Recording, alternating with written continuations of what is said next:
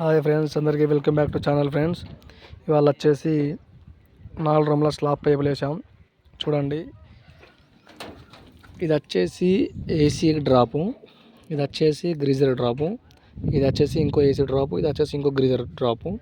అయితే ఇప్పుడు వచ్చేసి కొత్త మోడల్ ఏంటంటే, కొత్త సిస్టమ్, దానికి డ్రాప్లు వేసుకోవాలి ఫ్రెండ్స్. ఇలా వేసుకోవడం వల్ల ఏమంటుంది, వైరింగ్ అనేది ఈజీగా ఉండదు.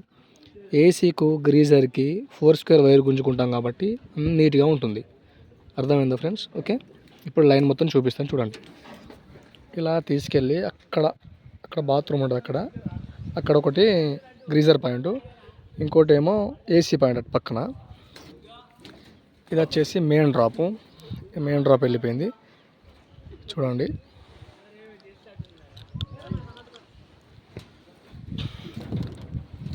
ఇది వచ్చి కిచెన్లో వచ్చేసి డ్రాప్ దానికి దింపాం.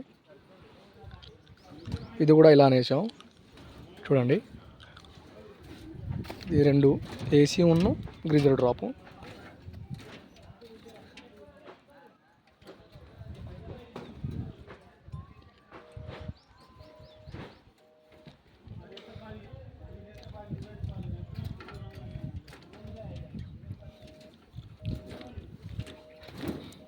చూడండి, గ్రీజర్ డ్రాపు.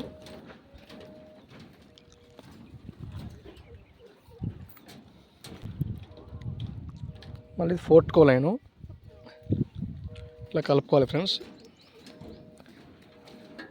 మళ్ళీ వచ్చేసి ఇది వచ్చేసి డిష్ పైప్ కూడా నీట్గా వేసుకున్నాం. టీవీ ఎటు వస్తుందో అక్కడ డిష్ పైప్ వేసుకోవాలి, ఇక్కడ వేసుకున్నాం.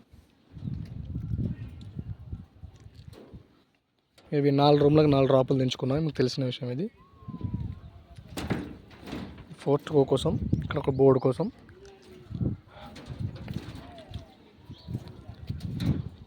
ఇది వచ్చేసి ఫ్రంట్ లైట్ కోసం ఒకటి, ఇక్కడ వెలివేషన్ లైట్ పెట్టుకుంటే అటు వెలివేషన్ లైట్ పాయింట్ పెట్టాం.